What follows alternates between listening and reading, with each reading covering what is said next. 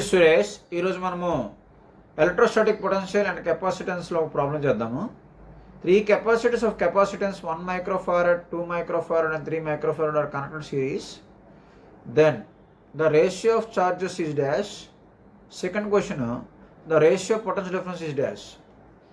ఇక్కడ ఏంటంటే meaning 3 capacities ఇచ్చాడండి. 3 కెపాసిటర్స్ని మనకి సిరీస్లో కనెక్ట్ చేస్తున్నాడు అని చెప్తున్నాడు.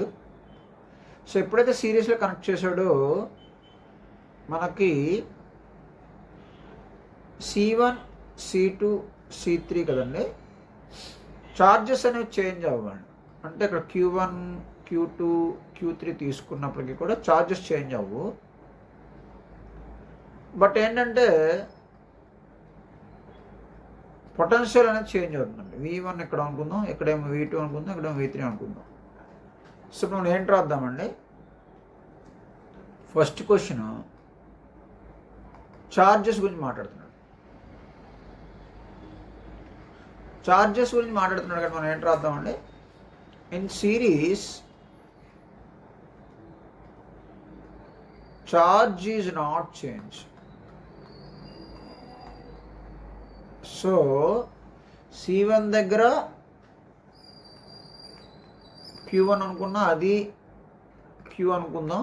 అలాగే C2 దగ్గర Q2 కూడా QA, C3 దగ్గర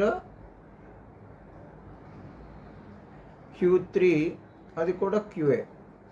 ఇప్పుడు మనకి ఏంటంటే Q1 east Q2 is to Q3 కావాలి. So Q is to Q is to Q. So 1:1:1. ఇది చార్జెస్ అండి. నెక్స్ట్ మనం ఏం మాట్లాడదాం, పొటెన్షియల్స్ మాట్లాడదాం. సెకండ్ పాయింట్ ఏంటంటే పొటెన్షియల్ డిఫరెన్స్. పొటెన్షియల్ డిఫరెన్స్ అనేది మారుతుందండి. Potential difference is change in series. Okay, so మనకి ఇక్కడ ఫార్ములా తీసుకోవాలండి. ఫార్ములా ఏంటంటే capacitance is equal to charge by potential. అంటే మీనింగ్ ఏంటంటే కెపాసిటెన్స్ అంటే C అనుకుందాం. C ఈజ్ ఈక్వల్ చార్జ్ అంటే Q బై పొటెన్షియల్ అంటే V. ఇది ఫార్ములా. ఈ ఫార్ములా బట్టి మనకి ఏమనుకుంటున్నాం అండి, V కావాలి మనకి. ఇప్పుడు V ఈజ్ ఈక్వల్ టు ఏమవుతుంది, Q బై C. అంటే V is proportional to 1/C. So అదే రాద్దామండి. మనకి పొటెన్షియల్ V1 అంటే C1 దగ్గర V1 అనుకుందాం, C2 దగ్గర V2 అనుకుందాం, C3 దగ్గర V3 అనుకుందాం. సో మనం ఏంటి రాద్దామండి, V1 ఈజ్ టు